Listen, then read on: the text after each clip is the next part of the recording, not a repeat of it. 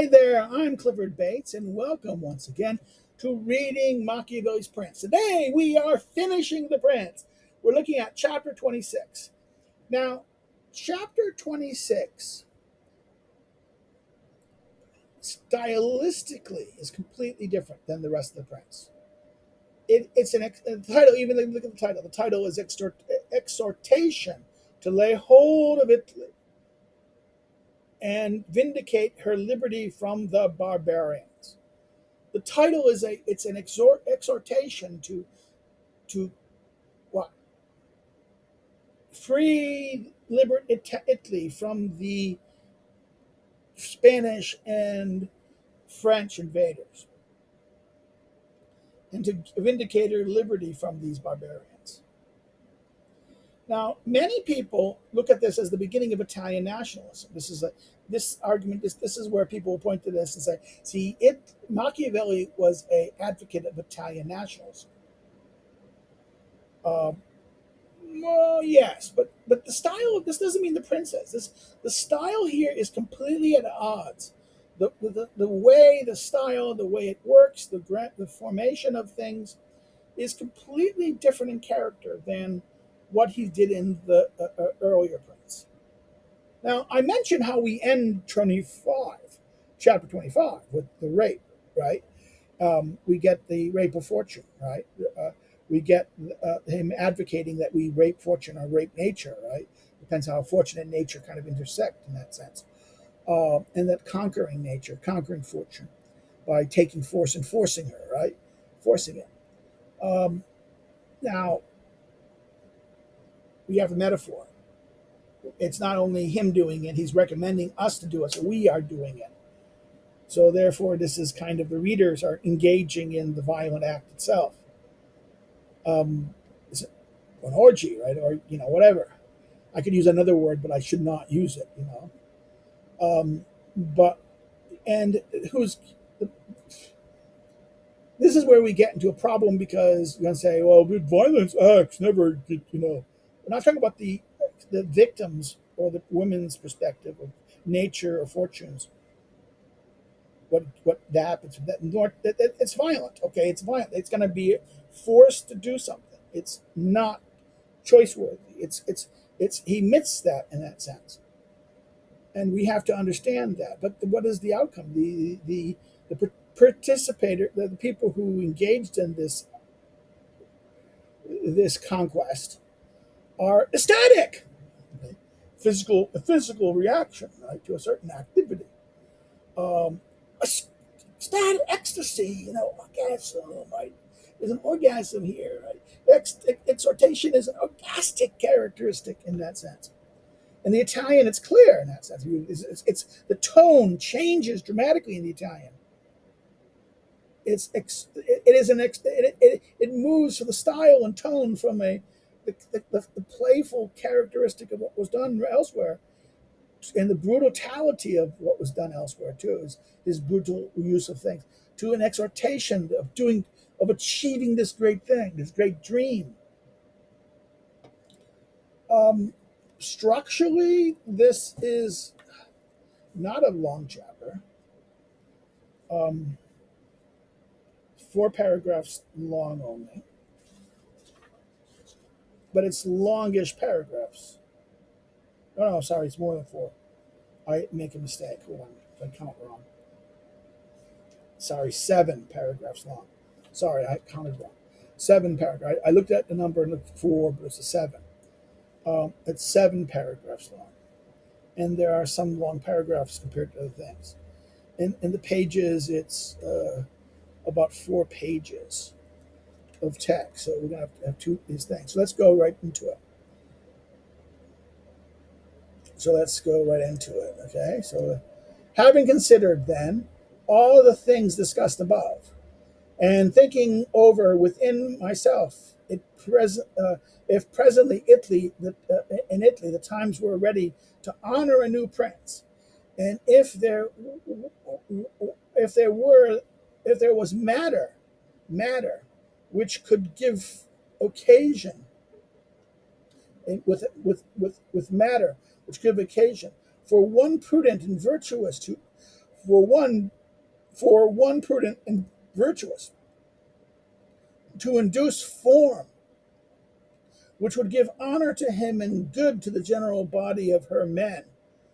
It seems to me that so many are concurring to benefit to a new, so many things are concurring to benefit a new prince, that I do not know whether there ever was a time more proper than this. In other words, this is occasion.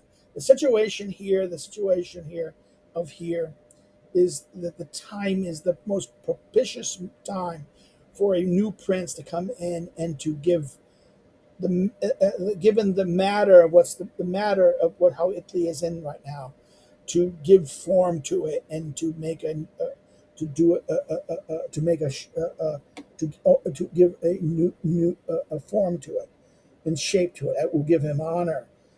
Give him honor and good to the general body.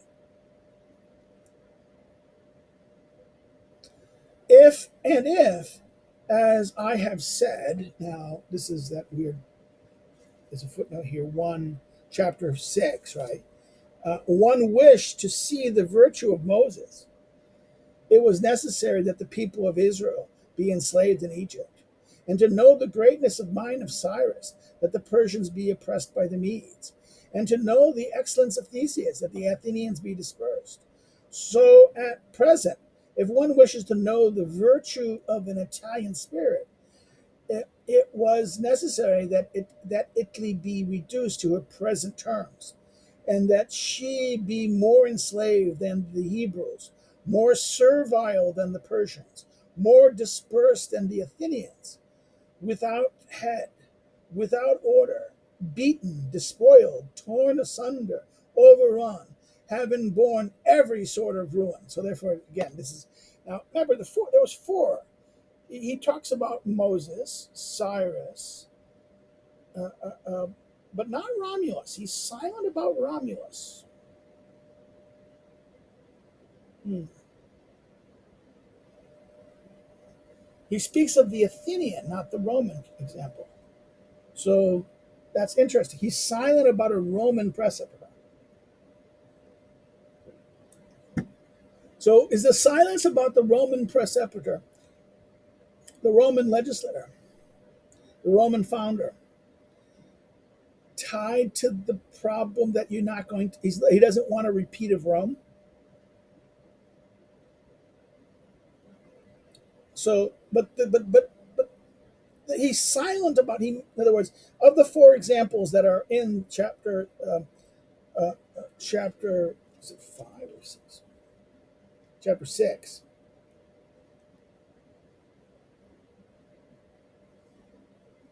Yeah, sorry, I always confuse. I forget Darius is 4. I say sometimes Principates are 4. Uh, uh, um, in other words, the cities, therefore, new Principates are by their own thing is 6, and 7 is by fortune, right? So therefore, this is I always get the numbers wrong. I always age, you know. So go look at this in that sense.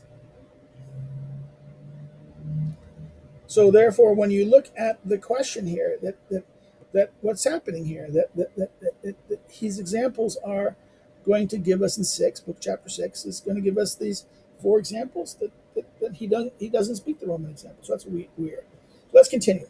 And although before this a gleam of light showed itself a certain man, whereby one might have judged that he was ordained by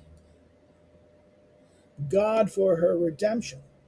Yet afterwards one has seen how he was retrobated by fortune at the highest course of his actions. Now this is Caesarea, right? This is retrobated by fortune. Fortune, who is malignancy of fortune. It's commonly supposed that Machiavelli was referring to Caesarea Borgia.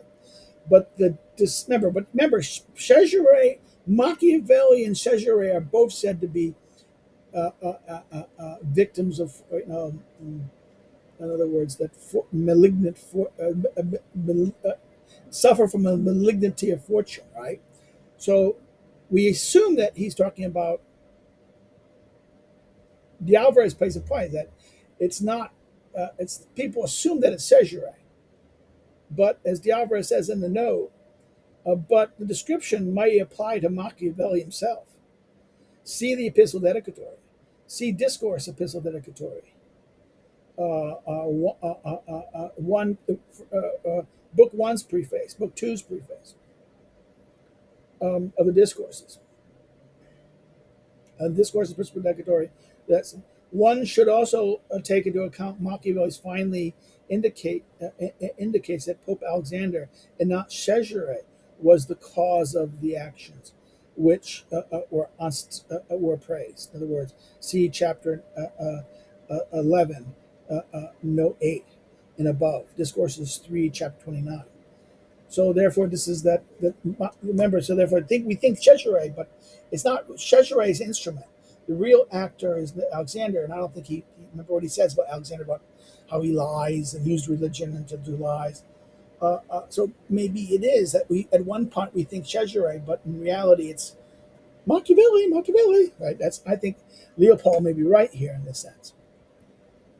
Or by fortune at the highest course of his actions, thus left as if without life.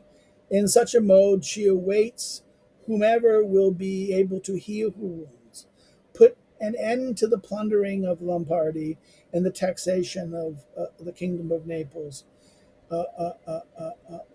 and Tuscany, curing these her sores, which have already been long festering. Look how she prays God that he sends someone who might redeem her from these barbarous cruelties and insults. See also how she is ready and wholly disposed to follow a banner, provided there be one who takes it. So she's open. There's the occasion. Machiavelli is pointing to an occasion. That if someone is there with virtue and skill, that if they utilize it and want to do it, they could accomplish this. Nor is there anyone who has seen at present in whom she can hope more than in your illustrious house, the Medici, right? The Medici, who's the Pope at the time too, right? And which in all fortune and favor, favored by God and the Church, of which it is now the prince, could make itself the head of this redemption. So notice this. Notice the language, the redemption here. Cardinal Giovanni de' Medici, uncle of Lorenzo, to whom the prince is dedicated, had ascended to the papacy, and he becomes Pope Leo X, right? So therefore, Leo X is now the Pope, the Medici house. So therefore, this is that they can make favored by God and the Church, their family, their house, which is fortune and virtue, and that this is flattering.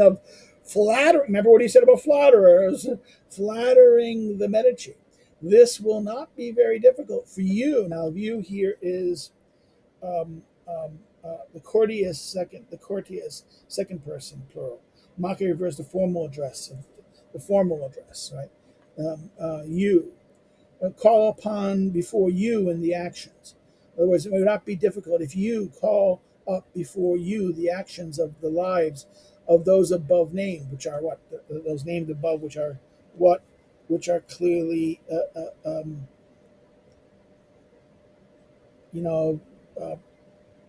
on, this is, again, see also chapter 6 and chapter 13, right?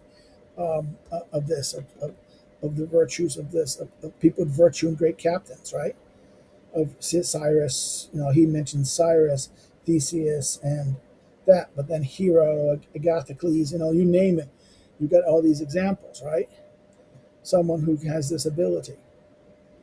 And although these men are rare and marvelous, nevertheless they were men, and each of them had less occasion than that of the present. In other words, they had less occasion. These were men. They were rare, but they're marvelous, but they were still men, and they had less occasion than that of the present. For their enterprise was not more just than this, nor easier, nor was God more friend to them than to you. So that God is more friend to you to do this, right? In other words, this is irony. This is kind of like playing on the fact that the Pope is an ally, is a Medici. Um, Here is great justice, for just is the war for those whom it is necessary, and pious the arms where there is no hope but in arms. Right, this is a quote, which again, this is right from Livy Histories, Book 9. Okay, so this idea of this moment of this thing that for war is just, for just is the war of those who it is necessary, and pious of the arms, for there is no hope but arms, right? So therefore, this Livy quote here, this is the justice of this act, of this deed. Here is the greatest dispositions. Here is the greatest disposition. Nor can there be great difficulty where there is also great dispositions, provided that one takes as a target those orders which I have proposed. Again, 7, see chapter 13, right? Again, chapter 13 is clear on this point. Arms, right? The question of arms. 13 was very important about the against the militias, right, and auxiliaries. The question of soldiers, auxiliaries, and mixed, right, against these orders, and why you should choose your own arms.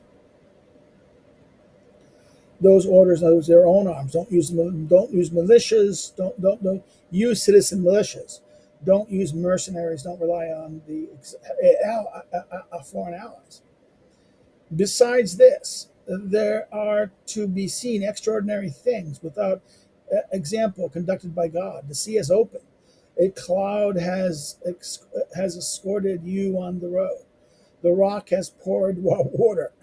Here it is rained manna, right? Again, this is all these cases of Moses, right?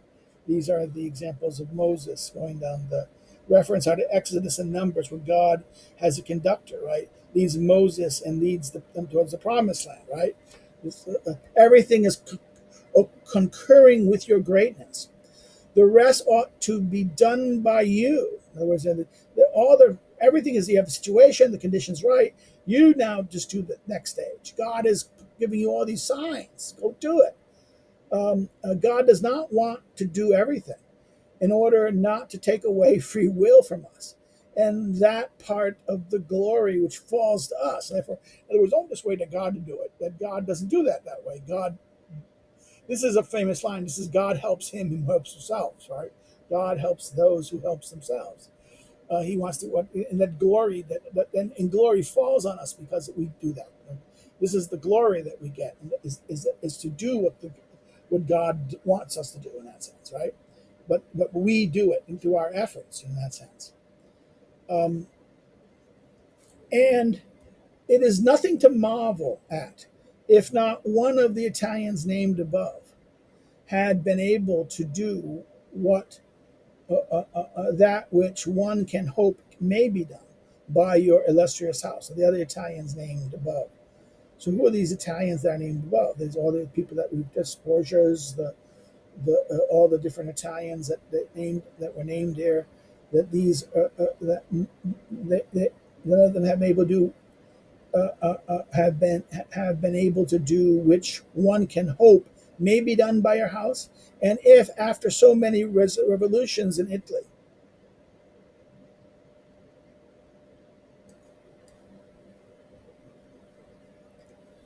and so much management of war, it has always seemed that military virtue is extinguished in her.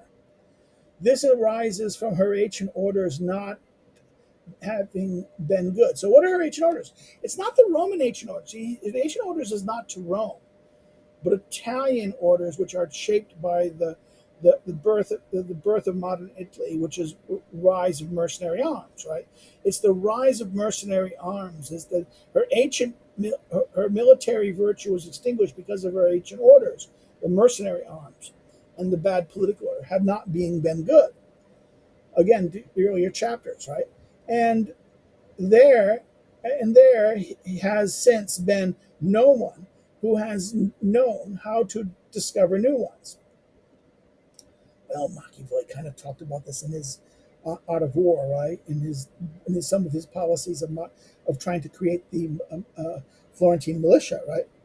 And nothing gives such honor to a man newly rising as the new laws and new orders discovered by him. So therefore, this idea of creating new laws of arms, right?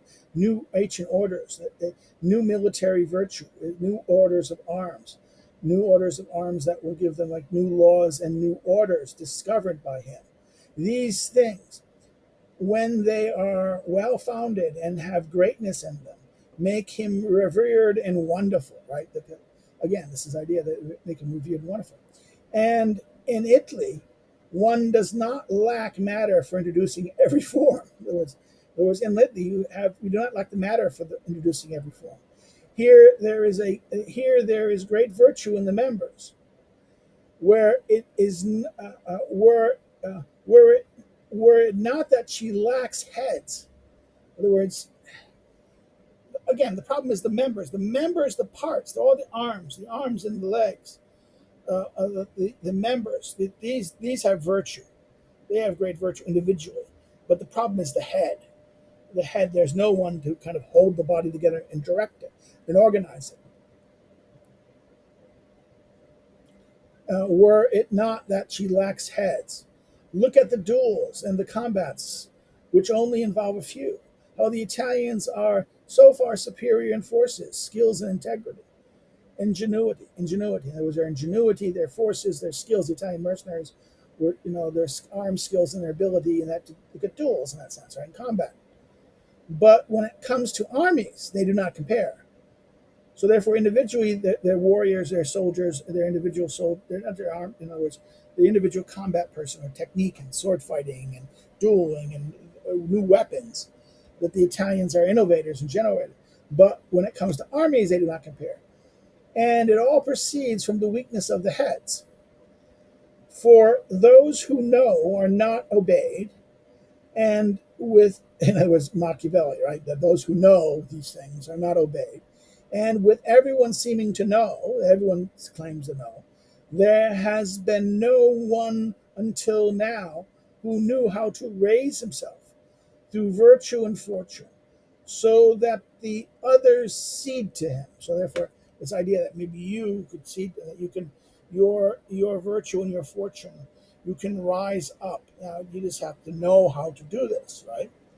Okay, if you listen to me in that sense, maybe you turn yourself over to me, um,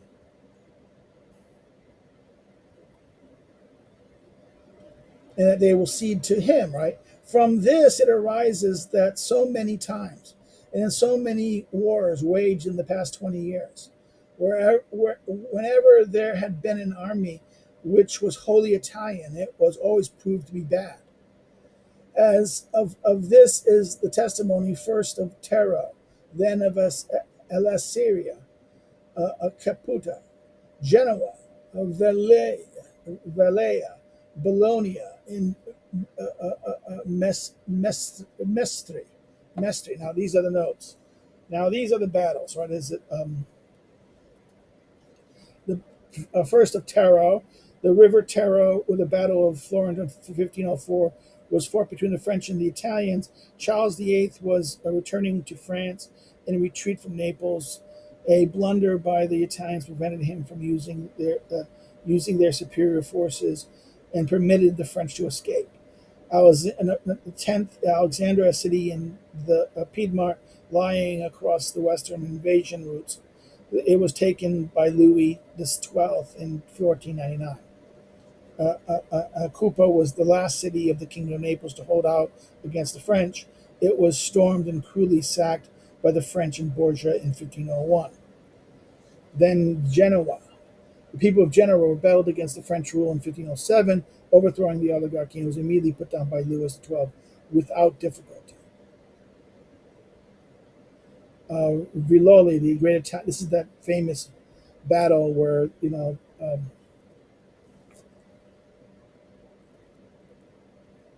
let me give the 12.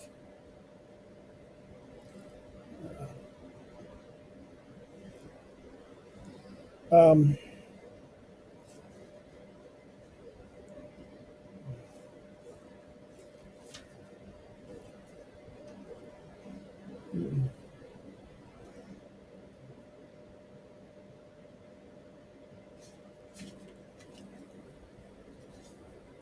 Perpetua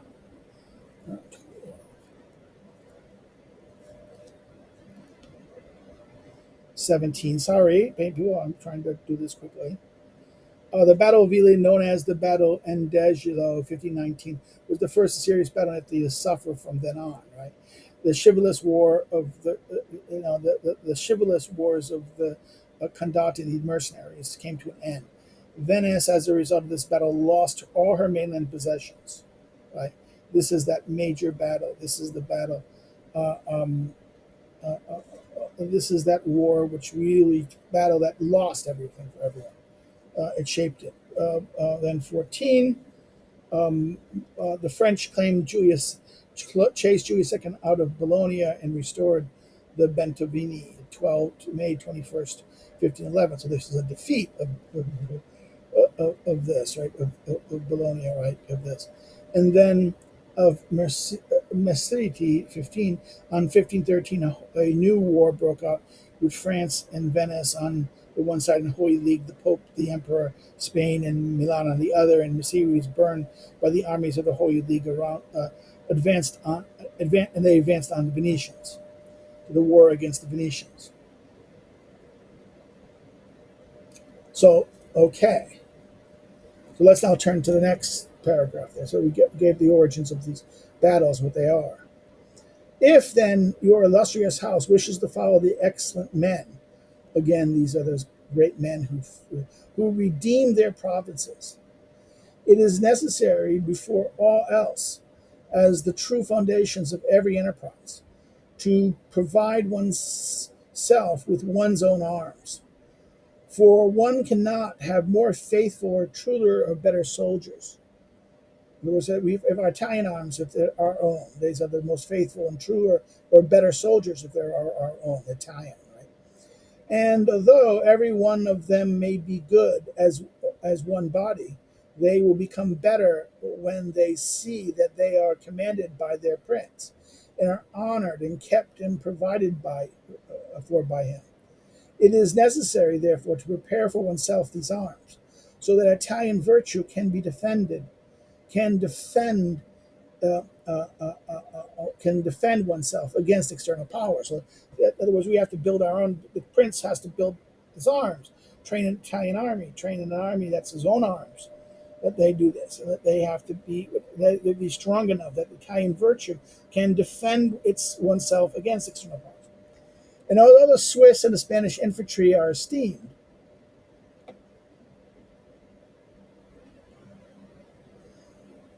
although the Swiss and Spanish infantry are esteemed as terrible, nevertheless both of them have defects, whereby the third order could not only oppose but be confident in surpassing them.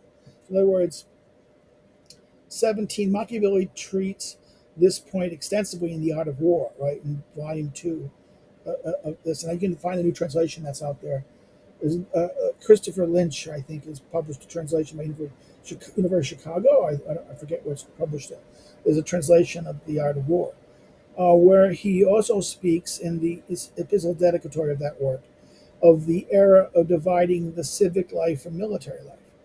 The middle way between the Swiss and the Spanish infantry must of necessary be a middle way with respect to political modes and orders also.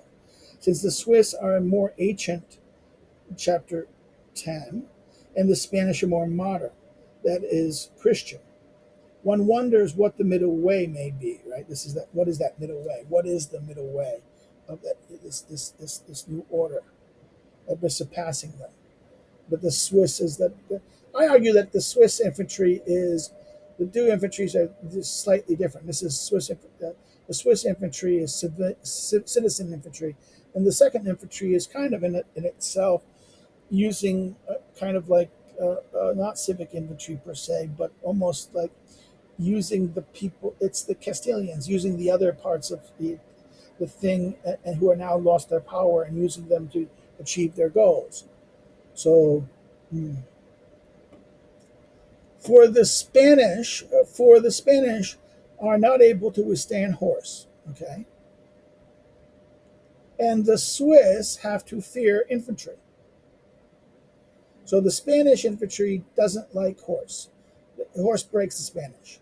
Horse does not break the French, but they fear infantry. And when the latter are confronted in combat by men as obstinate as, in other words, when Swiss infantry fears other infantry that are confronted by combat which are obstinate as theirs, whereas one has seen and will see by experience that the Spanish are not able to withstand the French cavalry, and the Swiss are routed by the Spanish infantry, right? So the Spanish infantry is a light infantry that is hard as them, but is able to do that. So therefore, that's the interesting part about this. That therefore, the French cavalry knock out that, but the Swiss are not able to stand the Spanish infantry. The problem with the French is the French have no infantry; they rely on the Swiss. So if Spanish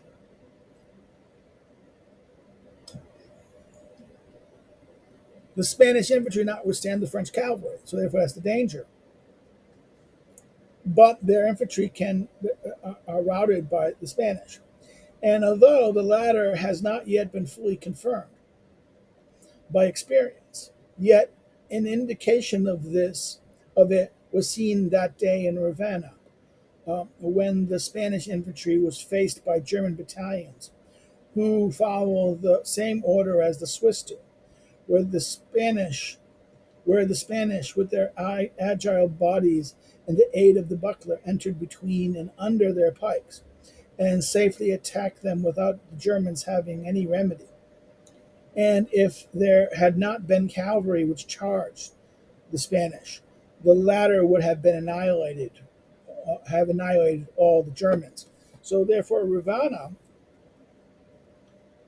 again, this is chapter 13. Okay. This is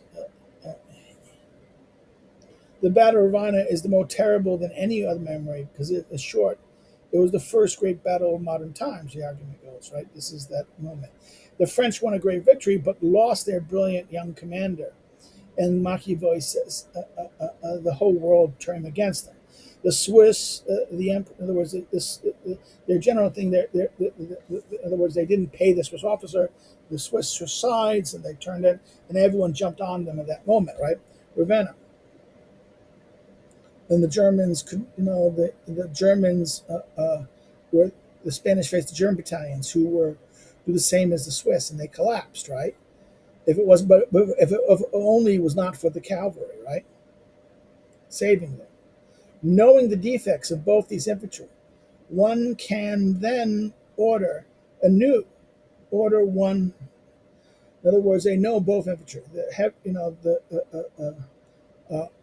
One can order anew one which will resist horse and which will not fear infantry. And this will be done by the kind of arms adopted and by the alterations in orders. So, number 19, this is that weird aspect here of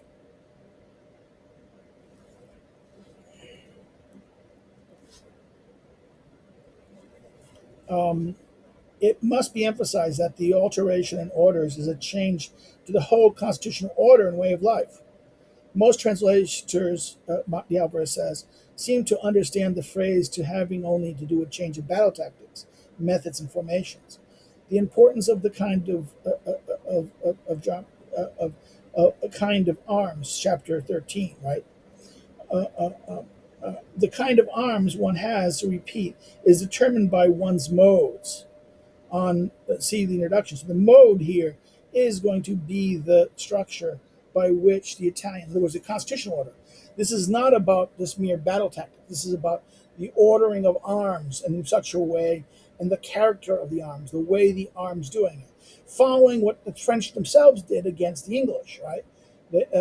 He says the way the French found a way to free themselves of the English.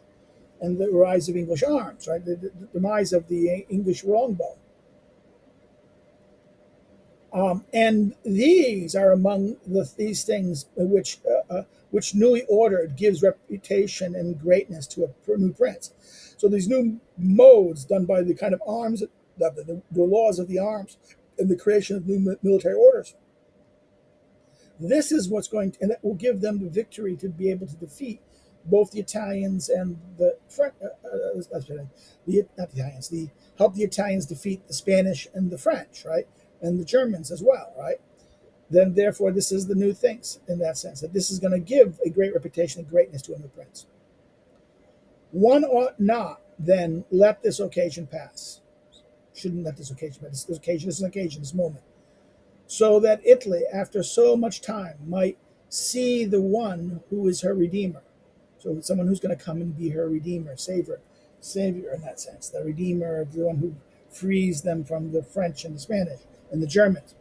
Nor can I express with what love he would be received in all those provinces which have suffered by these foreign floods, with what thirst for vengeance, with what obstinate faith, with what piety, with what tears. In other words, the people, the situation is so bad, broken, and they welcome a redeemer. They're going to be welcome, and they thirst for him.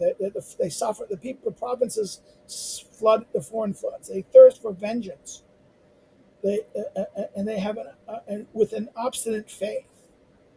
With what piety and what tears they would seek that vengeance in that sense.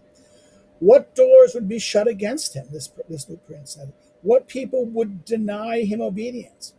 What envy would oppose him? What Italian would deny him homage? So this is the questions, right? What doors would be shut against him because of this situation? That who stood up to this, who'd act and do these things? In other words, shut against him. What people would deny his obedience? What envy would oppose him? What Italian would deny him? To everyone, this barbarian domination stinks.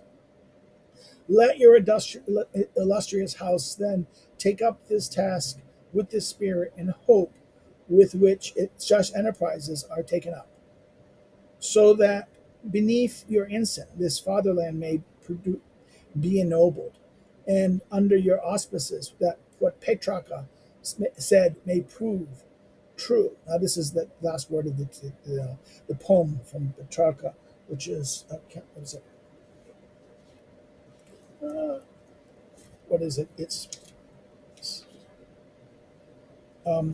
It is the Cantons, 128, lines 93 to 96. And the last word is here, this mortal, dead, right? The virtue against fury will take arms and make battle short. For Italian valor in the heart, an ancient valor in Italian hearts is not yet dead. And, I mean, I'm reminding you of the Polish anthem, not yet dead. This idea of nationalist identity. Petrarca wrote this cantate as an appeal to the leaders of Italy for unity against the German fury. Foreign mercenaries commanded by a German Warner von Unselin had led a campaign into Parma in the winter of 1344-45 as a foretaste of what Italy was to suffer. Machiavelli quotes the passage from another Plutarchian stanza: "Noble spirit, whose rules these limbs," when recounting the conspiracies of Stefano Pacula in Rome, who desired, according to the customs of these men whom have had appetite for glory, who do or at least attempt something worthy of memory. And he judged that he could not attempt nothing other than to see that he could take his fatherland out of the hands of the prelates and return her to the ancient life, hoping by this, when it would succeed, to be called a new founder and second father of that city. Machiavelli said that Stefano Porcilli was above all given hope by the verse of Petrarch from a Spirito General, which be said, what is it? Of the Tarpeian Mount O song you will see a knight whom all it honors, more thoughtful than he of others than of himself. Machiavelli then comments that it was known that Messer Stefano, that poets many times are full of the divinities and prophetic spirits, so that he judged that in every mode those things that Petrarch had prophesied in the Cantona would come to pass, and that he would be the one who would be the executor of the glory of an enterprise, since it seemed to him that the eloquence of the doctrine, by grace and by friends, that he was superior to every other Roman. Having fallen into this thought, he was unable to govern himself in so cautious a mode that his words, his habits, and his mode of life would not reveal, such that he came to suspect by the pontiff. The pontiff eliminated him, right? As far as I have been able to discover, Machiavelli quotes passages of Plutarch 3 times in his works. At the end of The Prince, in book 6, chapter 29 of the Florentine History, and at the end of the Exhortation of Penance, the exhortation to penance. There, so these are the quotations of very rare of this. Not he doesn't quote it in the discourses. So here we end our examination of The Prince. So if any comments or questions, please put it here, and I will respond to them when I see them. If you've liked the video, please like it. Hit the like button. Hit the like button. Share it if you liked it and you want to share it. Share it on your social media. Share it far and wide. Share it, email it. Share it about to friends. Introduce people. When you do this, what happens? Any kind of interaction, either including if you've not subscribed yet, please consider subscribing. Any interaction, like subscribing, because we want to grow the channel some. Next thing you do is that you like, you comment, and you share. Again, these are interactions that impact the algorithm, the YouTube algorithm, so that more people when they search for things, will see it. Okay. Let's hope that people do this. Now, if you didn't like it, you can always say, no, I didn't like it. Thumbs down, but say why in the comments. Say why. I didn't like the fact that you stopped and went looking for something. Maybe I should use the pause button more. I don't always do that. I should do it. Or didn't shrink the pause button here like this. I didn't shrink this like that. So you didn't do this or didn't do that. Okay, say that. Say in the comment. But if it's substantive, please, because substantive criticisms are actually useful because people can learn from this. I'm using this as a mechanism of helping people study and understand these kind of texts and these questions and think about these things. Another thing you do is you want to follow me on social media. The social media links are below. The next thing you can do is you can do this. If you want to follow me as an academic scholar, check me out as a scholar, check out my research and things like that. You can go look at the academic social media links, the URLs that are below the social media links, URLs. And you can therefore go check it out and look at what I do and things like that. Or maybe even, follow me there. Another thing you can do is you want to help me to do what I do, to help me to do what I do here, to kind of like assist. You can do so through Subscribe Star, Patreon, or with URLs listed to Subscribe Star and Patreon there below. You can contribute, set up a contribution process to kind of make us send a couple bucks once a month to put my money in a hat. I should have a tip jar, please tip the man, will you? It helps, or you can buy one of my books. The way you can help assist me is that you buy one of the books that that currently available listed below. You can order it through your local bookstore, of course, but or you can order it through an online distributor like Amazon, Barnes and Noble, Book Depository, or whatever, or through the publisher itself, directly by the publisher itself. With that, we stop. we're at the end of the Prince. I might maybe do one more video about this. Um, okay, take care. Bye bye. Have a good one. See you later. I might have one more video, I think. We'll see, but we'll see what happens. Take care. Probably on about the book as a whole. Take care.